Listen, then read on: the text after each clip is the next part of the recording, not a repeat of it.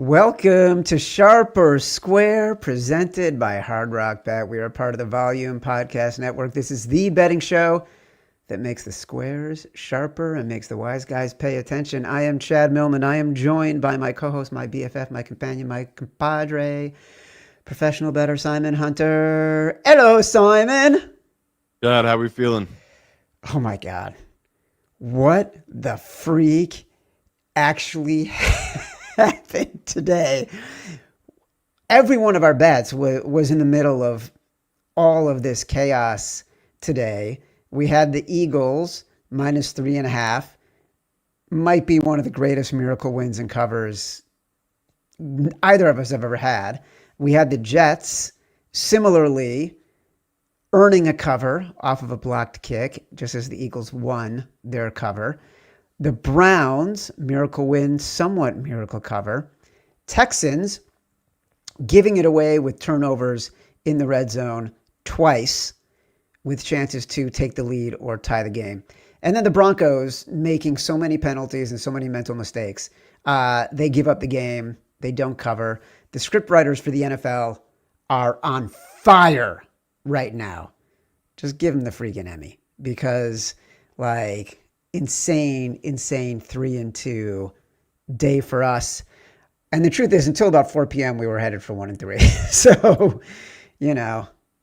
brother, you were way too. I texted you at one point. I'm like, what the freak is happening? You just wrote back football. You didn't even give me any exclamation points. Like, yeah, this is how I expected it to go. It is. It's 60 minutes. It's like I never get too high or too low until the final whistle is blown, because football is, I say it every time, it's a really stupid game played with a weirdly shaped ball, and it makes no sense. Like the bounces today, we just talked about it. Did we get unlucky in those Denver and Houston games? Sure, but it's like we got lucky in other games. Just how it is, right? The bounces went our way in the other games. The other two games they didn't, and we try as best as we can just to bet the numbers, because it's like it's such a stupid, chaotic sport.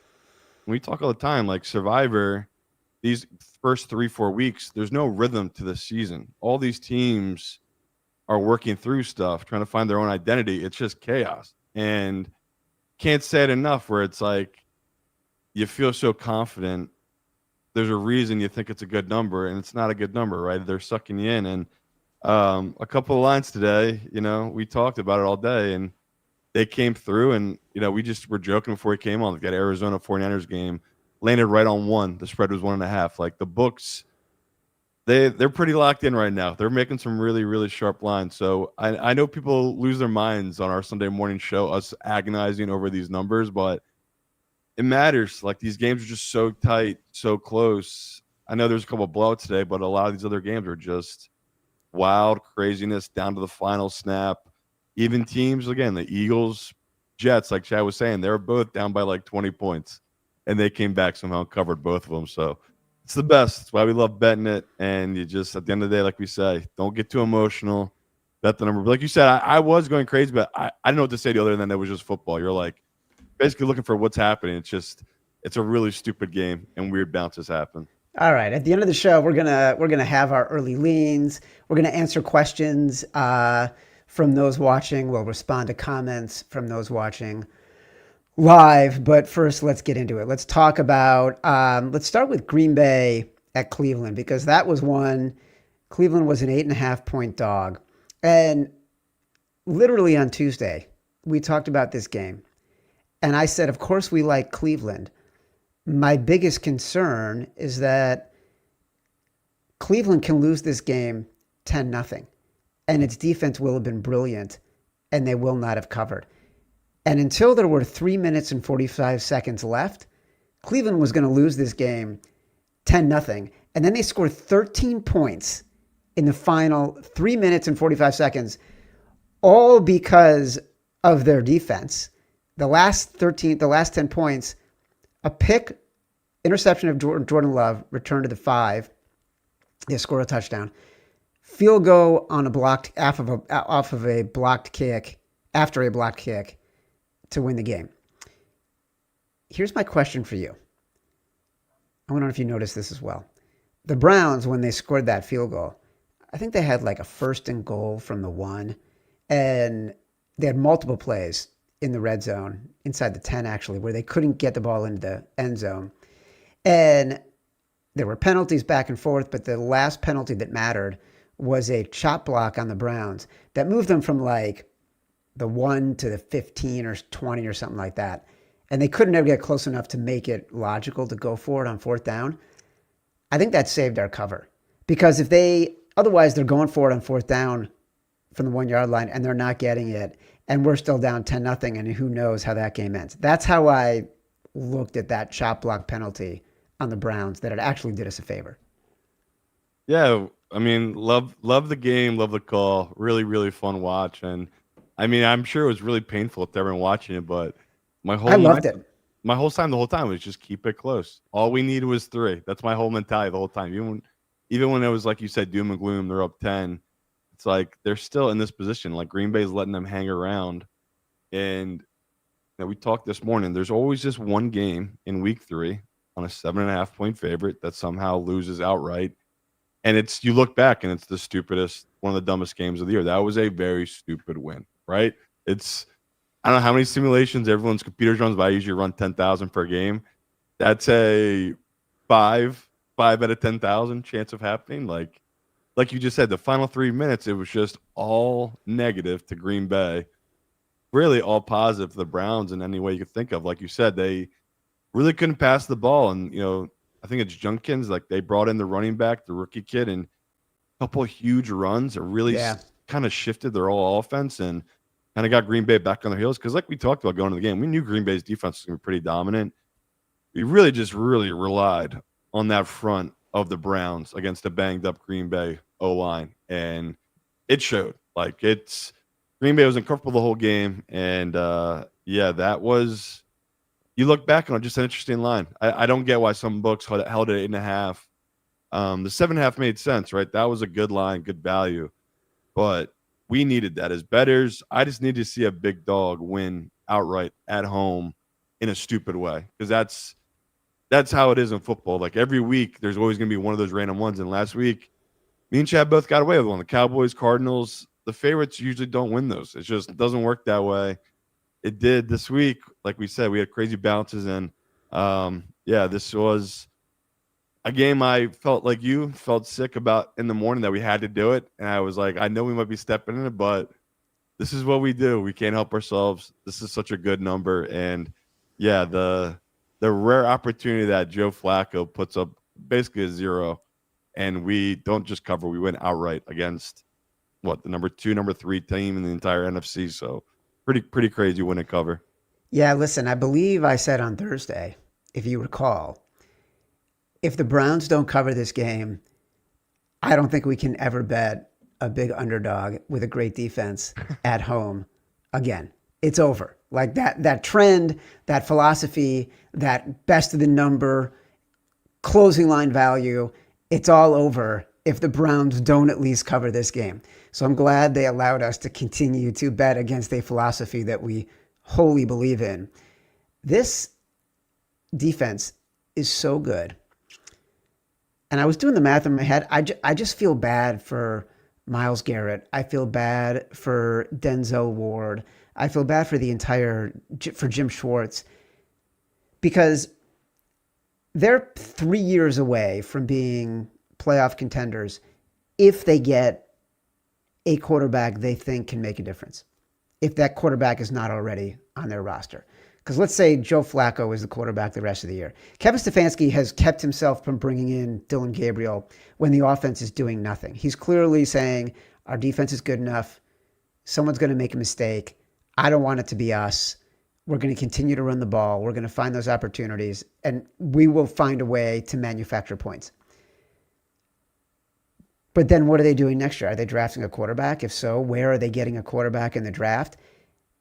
That quarterback probably won't be very good in his first year. So then maybe he's good in his second year. So all of a sudden, the window for how good this defense is and these players, they're 3 years away. It's such a waste of what could be an historically great defense. You just summed up the Browns franchise. Don't dwell on the Browns, Chad. Don't worry about what the Browns are about to do. A quarterback, don't even use any space in your brain for it, because it doesn't I Doesn't just matter. feel Like we bad saw with for him. Baker, they had the guy. They did. He had a bad injury. They overreacted, let him walk, and that's football. Is just a brutal sport. It's so hard not to overthink things. And yeah, I'm right there with you. They've wasted Myles Garrett's entire career, but he's happy. He got his money. That's what at the end of the day, that's what he wanted. That's why he stayed. They really did waste his entire career. They get what the Browns management and ownership are getting what they deserve because Baker Mayfield, he just wins.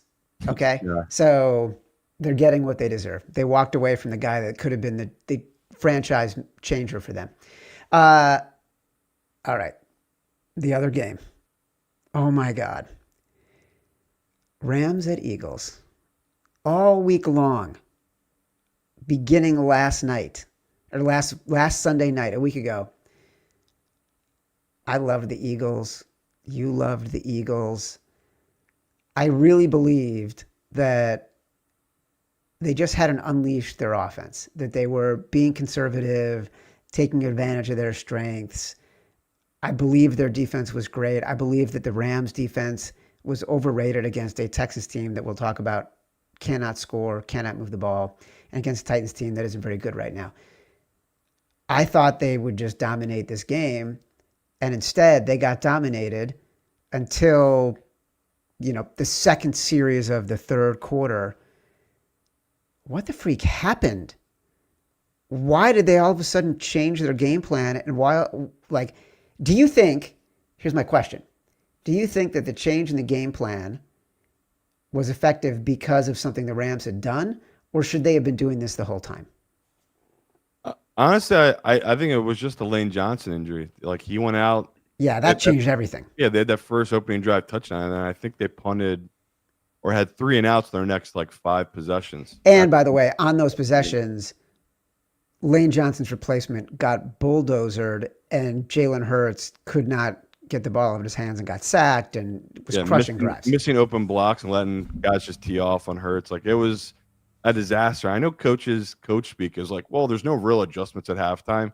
This is the perfect example of you saw the adjustments made to the offensive line, and whatever Stout did, they made it work. It's 26-7. 11 minutes, 12 minutes left in the third. Off of a fumble on the opening drive in the third quarter. It's dire. And I try to beat the drum about it, but people don't want to hear it because I'm an Eagles fan. But Hurts, he doesn't look like Herbert. He'll never throw the ball like Herbert, but he has something that just a handful of guys have, which is this absurd confidence when they're down, he was here, that he's still the best player on the best team and they can come back in any situation. And I won't lie, I thought it was a dead bet. Bad bet. Of course it was a dead bet. Everything is going wrong in that first half in the sense that I feel like every kick return, the Rams were at the 35-40, where the Eagles were at their own 10, their own 15. They could not figure out the kickoff, and they just could run it. I think they're averaging 6 or 7 yards per play in that first half, where the Eagles, I think, had their lowest output in 10 years. I think they had 40 yards in the first half. So, yeah, total luck getting the cover and the win. But like we say all the time, you just play the number. It never made sense. Why was it 3.5?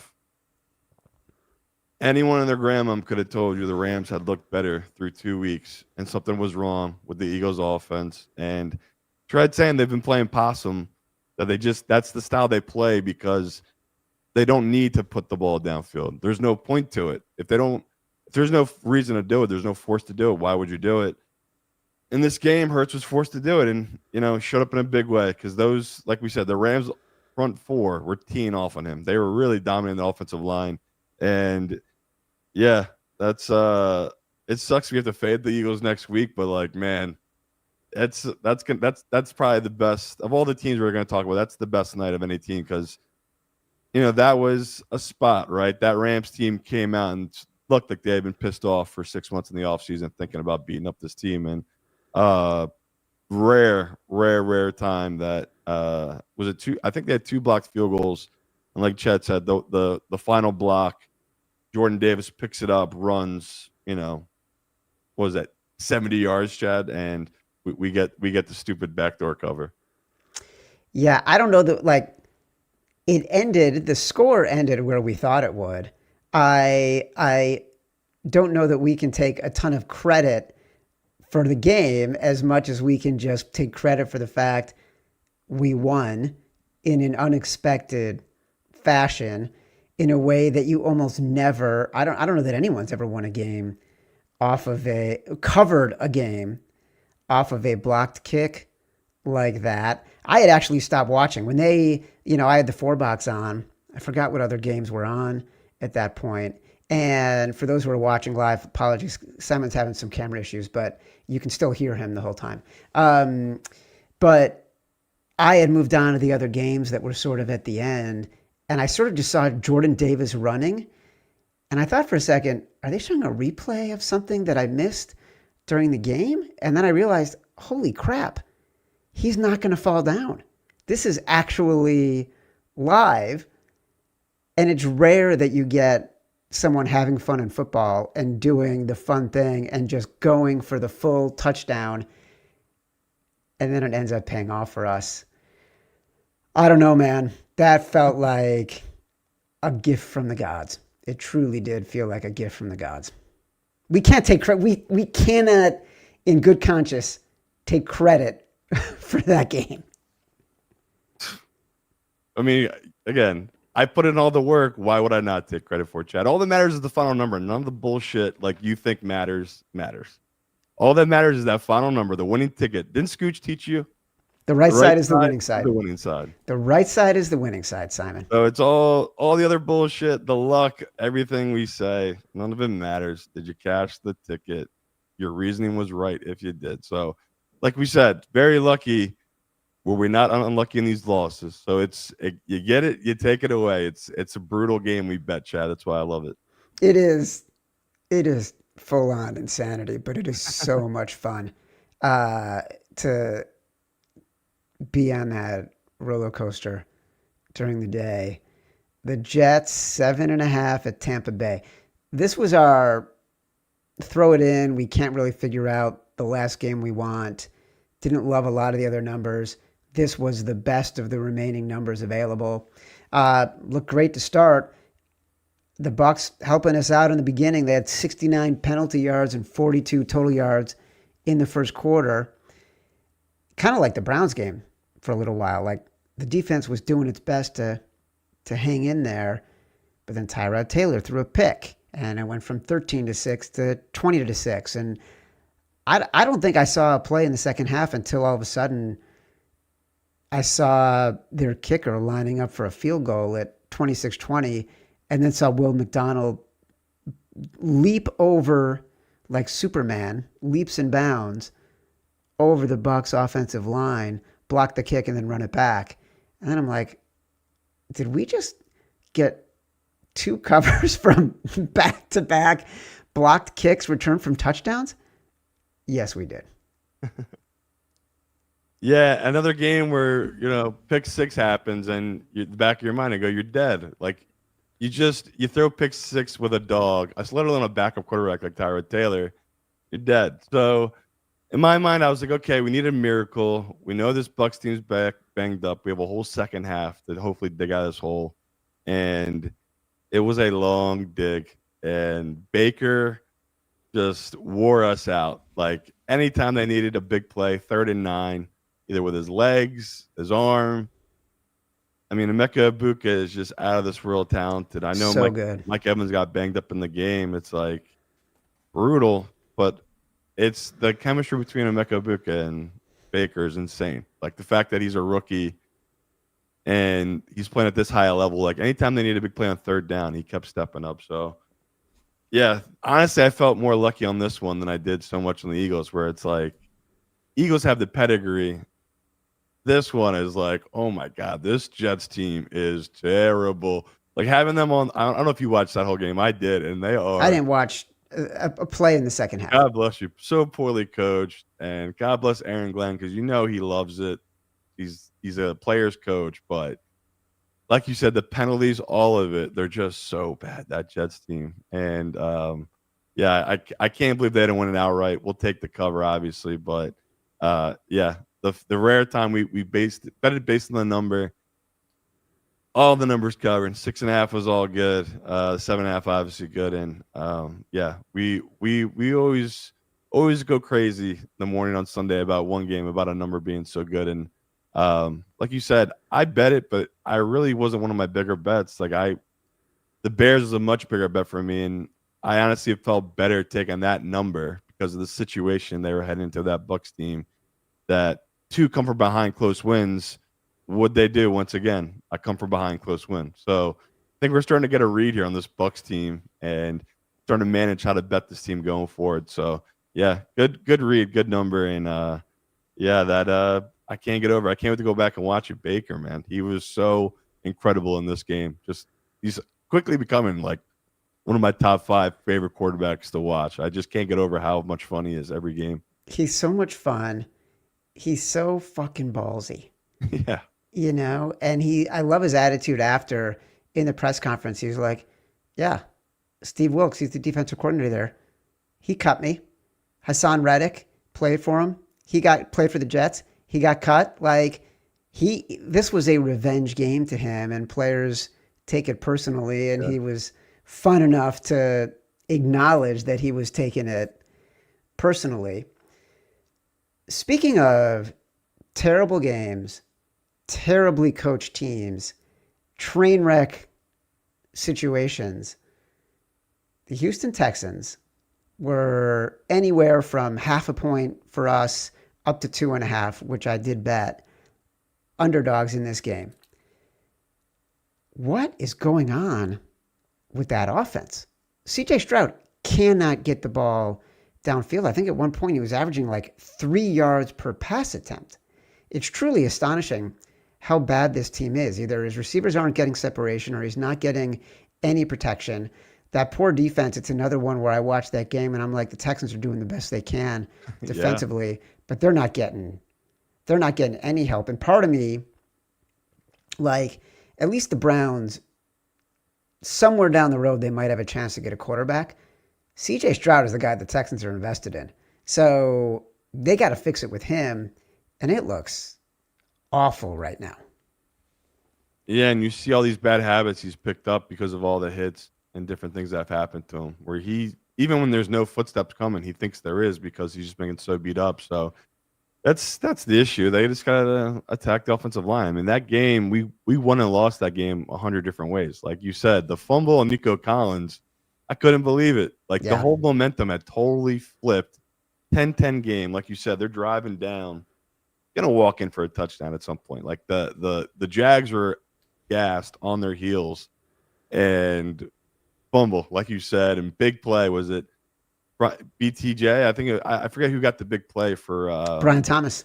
Yeah, like crazy. Had a horrible game, all these drops, and like we say, you give a team another chance. Trevor Lawrence, who played horrible as well that whole game, put together a nice drive at the very end, got the 7 in. They let them score as well, but they were gonna get a 3 or at least a touchdown there. That was the right call by Houston to let them score there. And like we said, going to the game, all these 0-2 teams, they're gonna tell you something about themselves today. And it didn't work out for us, obviously, Houston game, and that's what stinks, right? Like the Bears, Carolina, we loved all them for the same reasons. We just, didn't go our way with this one. And I definitely regret it. We both knew it. We talked about it. I hate that we put it in just because, once again, I bet into it. So like Chad said, he was having the 2.5. I bet every number. Texans is the dog here. I just thought they were the better team, and I still think it. I just think, like you said, they're poorly coached with all the penalties and the turnovers, and just an awful game. And unfortunately, might have to bet the Texans again next week. Well, look, it was like they had a missed field goal to start the game. The end of the first, they're down a touchdown. They dropped a pass for a first down. Yeah. They got on first down. They got sacked for 13 yards on second down. Then they ran a draw on third down. It's CJ getting picked in the fourth when they're driving to be in scoring range. And then that fumble by Nico Collins when they're at about the 20 with 3 minutes, 45 seconds left. And then, by the way, they still were able to get into position to score again, Yeah. but someone got to CJ Stroud. They hit his arm as he's throwing the ball, and he gets picked on the 2-yard line. Like, this team is a train wreck. I don't know. D'Amico Ryans, when he talks to this team, they all keep saying, we're so close. We're so close. But they're not that close. They're just not. They're not good enough. They're not good enough anywhere. But their offensive. They could be 3-0. That's what he's saying, though. Like, that's why football's so brutal, where they have not played well, like you said, but they've been in all these games. They could be 3-0, and it's just it's a separator of the season, right? They're having the season from hell. Colts in the same team in their division. This is like the season you dream of as a fan. So it is brutal, like you said. That I watched a lot of that game. They are a really bad team. This Houston team. Just I love D'Amico Ryans. They do look poorly coached in a lot of aspects. The Jags are a really bad team too. Yeah. And they look poorly coached. And this is the second week in a row where it kind of looks like Liam Cohn and Trevor Lawrence can't stand each other. And Trevor Lawrence made so many bad plays in this game. He was 20 of 40 in this game. He's not the answer for them. It's crazy. You know what I mean? We've seen it now again and again and again. He is just not going to be the guy who turns them into a Super Bowl caliber team. He's going to be a mediocre player who's been overpaid and they're going to have to walk away from within the next 24 months. That's what I think about Trevor Lawrence right now. Fair. Another guy that they might want to start thinking about walking away from, Bo Nix. Denver plus 2.5 at the LA Chargers. We lost that one. Sean Payton was leading the game 20-13 late in the fourth. 4th and 1 from around the Chargers 30. He didn't go for it. He punted away. What is your take on what he should have done? I have a strong opinion on this. I don't know. I can't judge him. Like I think you just know the top. Whatever he made the mistake was, this was all Bo Nix. Like the defense played out of their mind. The offensive weapons got open, schemed open. You know, really tough, hard-fought game where you have all these open guys, and he kept missing the throws. And I always curse his name. I know people who bet on it where as well, where it's like you came back by 17 points. You had the ball again. You could have finished them off there, and they didn't. They let him back in. I do have some very, refs. They don't decide the games, but there was like 3 or 4 drives that were kept alive by the refs on like key 3rd and 9s that were very ticky-tack calls. 2. Yeah. And that's a tough part where it's like, I get what they're doing here, right? They are fouls. Some of them were, but the defense giving Herbert those extra lives and Bo Nix missing open touchdowns, it really burned us. And yeah, respect to that Chargers team. That was a bad spot. You saw it was a bad spot, right? Herbert, at one point, I think he was like, 120 yards passing and just no rhythm midway through that third quarter towards the fourth. But once again, I've been giving his roses since that Kansas City game. Like, he's having these big drives, and he had one today where he drove down the field. Keenan Allen, touchdown, big throw, big possession, and brutal beat. Like, the 3, obviously, people out there that had it, you're happy when you get the push on that spot. But as someone with the 2.5, it's like, man, it was lined up right. It was 17-13. It was like, okay, 2 field goal by Chargers here. We still get the cover, but the gambling gods, they had another way in mind. The Chargers had 10 points off of drives where they were kept alive because of penalties or advanced significantly. Yeah. Because of penalties on the Broncos. That to me is also bad coaching. Like the Broncos had, I think, 10, 11, 12 penalties today. You could argue that they lost this game, at least in part, because the penalties kept the Chargers in the game. Sure. They lost the game last week because of a penalty. That's bad coaching. That's bad discipline. They're not, as good as their defense is, they're making stupid mistakes that are giving their opponents opportunities to keep the game alive. And when you have a quarterback like Bo Nix, You kind of can't do that. Like the way they're calling plays in this game, they're depending on the defense to make plays to keep the game close. And you can't make their mistakes if Bo Nix is the quarterback, which goes back to my initial question. They had a 4th and 1 at the 30. Like, you got to go for that, because if you make it, then you're just extending the time that you have the ball and making it harder for the Chargers to come back if you can't get another first down. But if you miss it, then you're in the same exact spot. The Chargers are close to the end zone. If you believe in your defense that you'll hold them to a field goal, or that they're going to have to go for it on 4th down and try to score a touchdown. But they sort of were wishy-washy, didn't believe. They just made the wrong call, to me. I haven't even looked at like the 4th and 1 analytics on it. But to me, the logic is you believe in your defense, go for it. If you don't get it, you got to defend 30 yards instead of 60 yards. But you also bleed the clock if you do get it. It just was a stupid idea. Bad coaching, bad discipline, bad quarterbacking, all of it. Yeah, no, it's a tough call. And obviously, like you said, it was clearly the wrong call because they lost the game. And the Chargers had nobody. They lost Najee Harris. They lost Mekhi Becton. Their offensive line was already injured. They had to replace the entire right side. This was handed to the Broncos, and they handed it right back. All right, that's the 5, 3 and 2 on the day. Again, I'll review at the end of the show. Let's take a quick moment from our friends at Hard Rock. We'll come back. We'll take some questions. We'll talk about some of the leans and some of the games that we didn't put in today. Today's show is brought to you by our new presenting sponsor, Hard Rock Bet. Week 3 closes out Monday with Detroit versus Baltimore, and this is where the sharps separate from the squares. Let's check out more streaks from Hard Rock Bet's Stats Hub for tomorrow night's game. You can find live odds to bet on all of these streaks in the Hard Rock Bet app. Baltimore has covered the spread in 4 straight games. Definitely hoping that one doesn't continue. Jahmyr Gibbs has recorded 30-plus receiving yards following a win in 5 straight games. Gibbs has also scored a touchdown in a game following a win 5 times in a row. Lamar Jackson has rushed for 58 yards in 5 consecutive Week 3 games. DeAndre Hopkins has hit pay dirt 4 games in a row versus NFC opponents. If you haven't tried your first bet on Hard Rock Bet, there's still time for you to get $150 in bonus bets if you win. Just place a $5 bet, and if it hits, you get not only your winnings, but $150 in extra bonus bets. There's new promos every day, so if you're listening to this later, just open the app and check out what you've got any day of the week.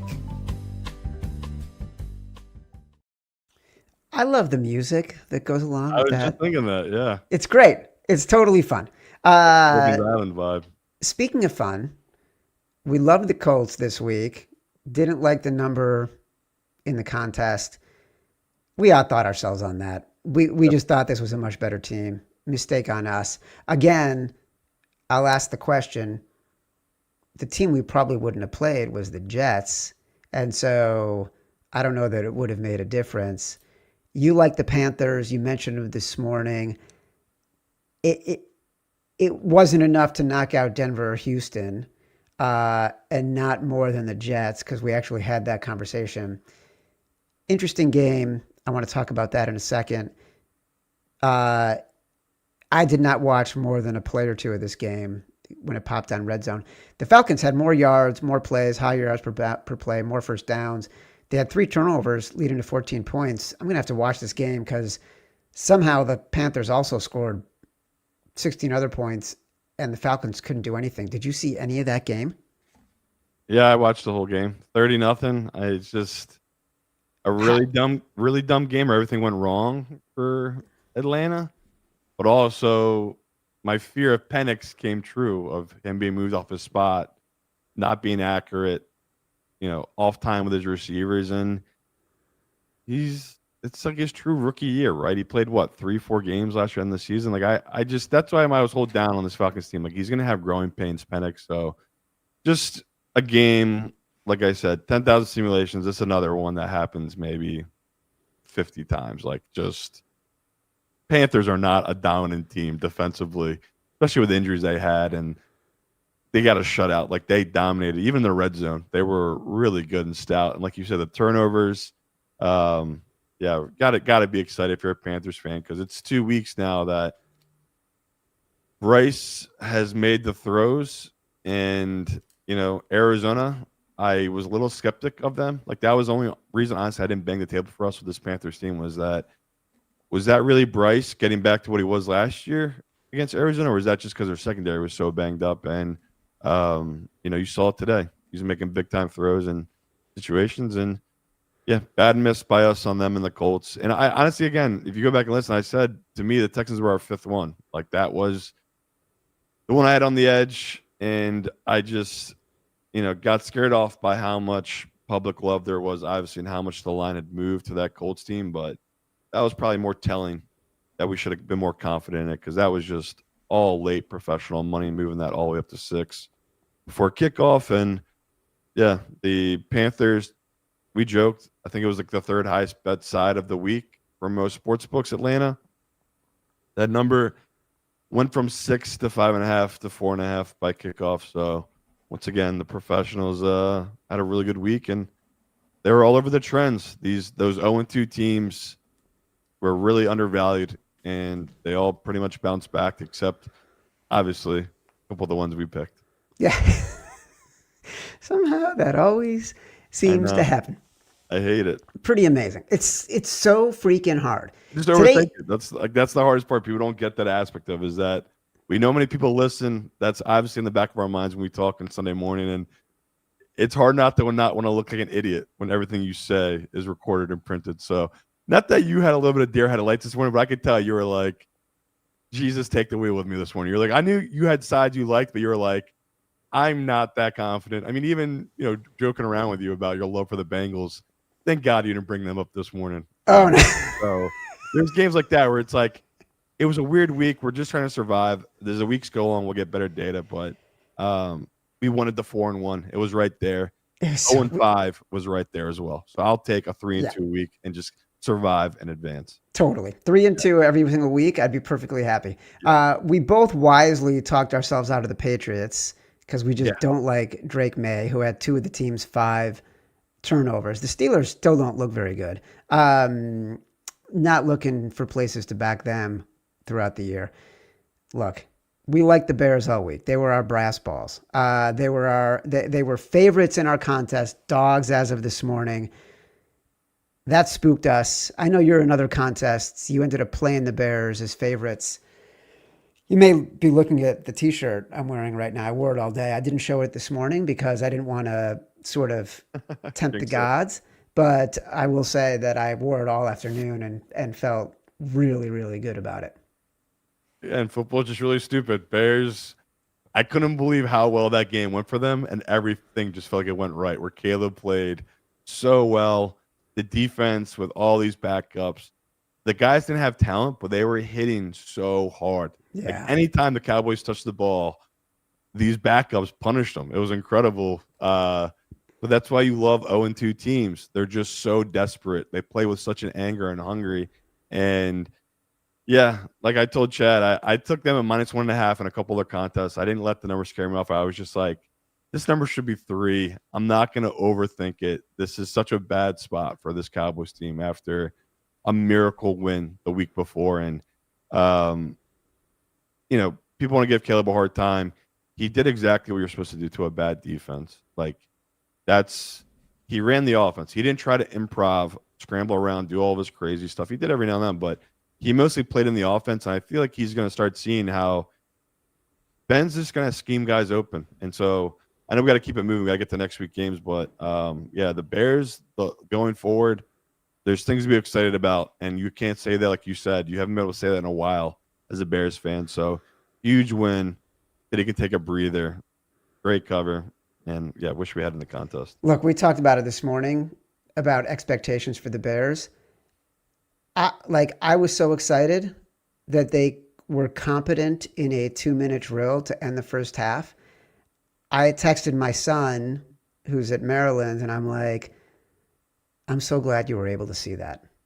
Because it's like some parents might feel good if their kids see their favorite teams that they share win a title. I'm just happy when he sees confident professional football. We finally got it. Look, we could have been 1-4 today. We could have been 0-5 today. Yeah. If we had, I'd say we need couples counseling. Instead, I'll say we had a vigorous and healthy conversation that led to very positive outcomes.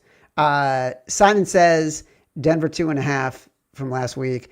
Chad loves love. We got the Chiefs -5.5 tonight. Brass balls was the Bears. Rock and a hard place was the Texans. That was clearly a tough one. Sharp versus square. I had the Eagles. You had the Texans. All right, early leans. Couple games that stood out to me, but I want to get some of yours too. We just talked about Atlanta. I noticed Washington on the road at Atlanta at +3. I'm going to tell you right now, I already bet the Falcons at +3. My theory is if Jaden Daniels is playing, this number's going up, and I'm happy to bet the Falcons again. But if not, then the wise guys are coming in on the Falcons at +3. I think this team is not as bad as we saw today. In certain parts of the game, the offense clearly was effective statistically. So I bet the Falcons at +3. Yeah, don't hate it. Atlanta at home +3. Not a bad bet, but I'm not going to do anything yet until I know what's up with Daniels because this number could move 3 or 4 points. Arizona, short home favorite Thursday night against Seattle. I kind of lean Arizona in this game. Yeah, another interesting opening number. I mean, 1.5. It opened 1.5.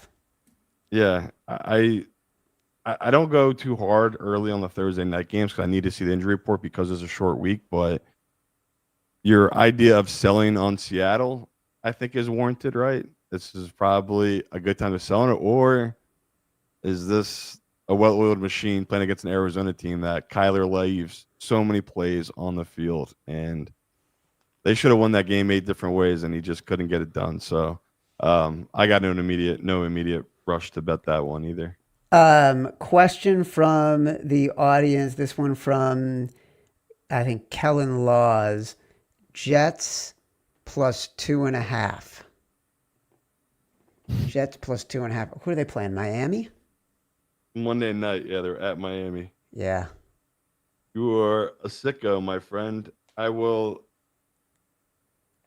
Again, I guess I'll take Miami there early, but I get where he's coming from. That's an interesting opening line because they're looking for Miami money. Obviously, open that at -2.5. So again, another game I got no read on yet, but I lean towards the Dolphins. I can't get over how bad that Jets team is, and you can pass against this Jets defense. And I saw Sauce got banged up in the game too. Yeah. So yeah, I'm leaning honestly towards Miami. I think they showed a little something in that Buffalo's game, which that could be a trap itself, being sucked in on Miami team's one good game this year. I got to put on my glasses because Vitalis is asking about Buffalo, which opened at 15.5 and is now up to 16.5 against the New Orleans Saints. I know. It's like we're supposed to bet the Bills. Like I obviously haven't done any of these numbers done yet. Yeah. I can easily see my model having this at 17.5. Because I'm weighted very heavily towards these home teams, these big favorites with really good quarterbacks against bad teams. And we saw it last week with the Browns. Like the Browns defense can hold up for a while, but if your bad quarterback makes one mistake, all of a sudden that 7-point lead the good team has, it turns into a 14-21 point. So me and Chad already know it's probably gonna be our survivor pick, so I'll probably end up betting it as well. Like it just I'm a survivor. Doesn't get much easier than the Bills at home as this big of a favorite. I'll look at their schedule, but that's a nice matchup this week for this Bills team against a Saints team that, the first 2 games that might have just been a mirage. They actually might be by far the worst team in football. All right, who am I missing?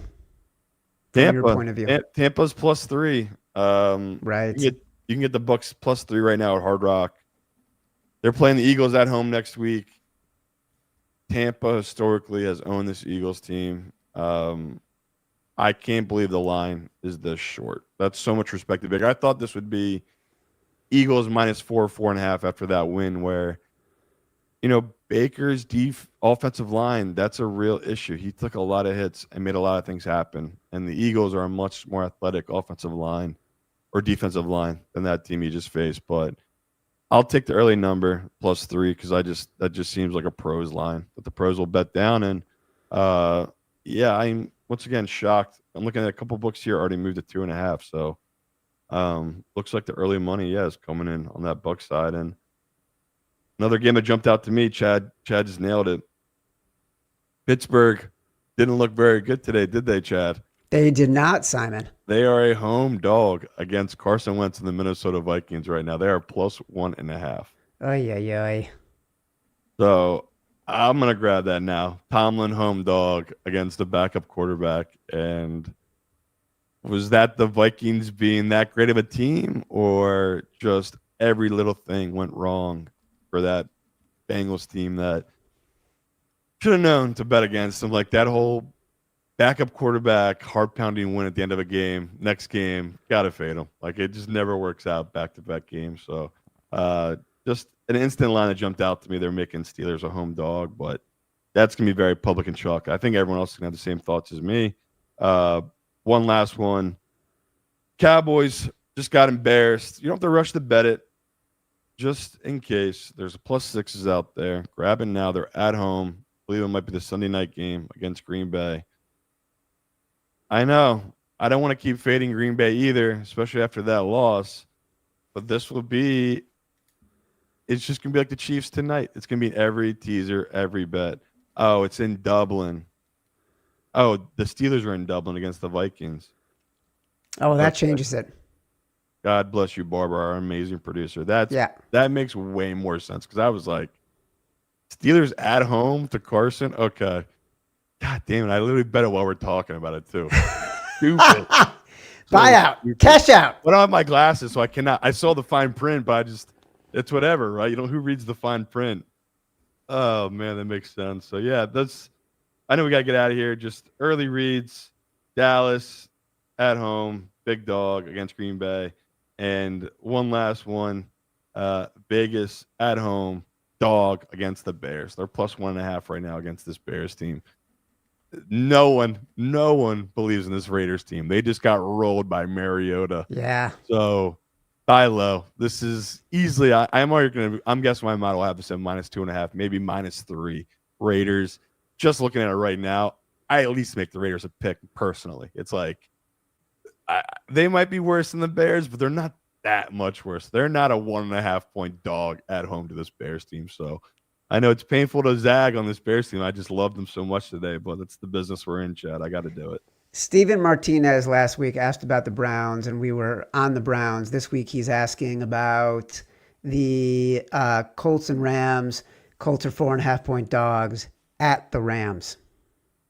Are we the suckers? How do you not take the Colts there? So I have to be on the Rams. What is that line? 4.5? Oh my God. So if you want to make the early bet, go with the public, go with the pros. I am assured they'll hit this early 4.5. Crazy opening line for that. Just the books are saying to the Colts again, we don't believe in you. Prove it again, like they did with Tennessee this week. So yeah, great call by him. I can't wait to see how this line moves. When I first saw it, I said, I'm the sucker. I right away went to that Colts +4.5 when me and Chad jumped on this call, but I'm not betting it. I'm going to try to be patient with that one because I already can tell I'm probably going to like the Rams side. It's just going to be that's got to be the biggest public dog of the upcoming week, that Colts team. They've just been great. 3-0 against the spread, 3-0 straight up, just dominant. All right. We're going to get out of here. Everyone can go watch the Chiefs-Giants for the game tonight. I am on the Chiefs -5.5.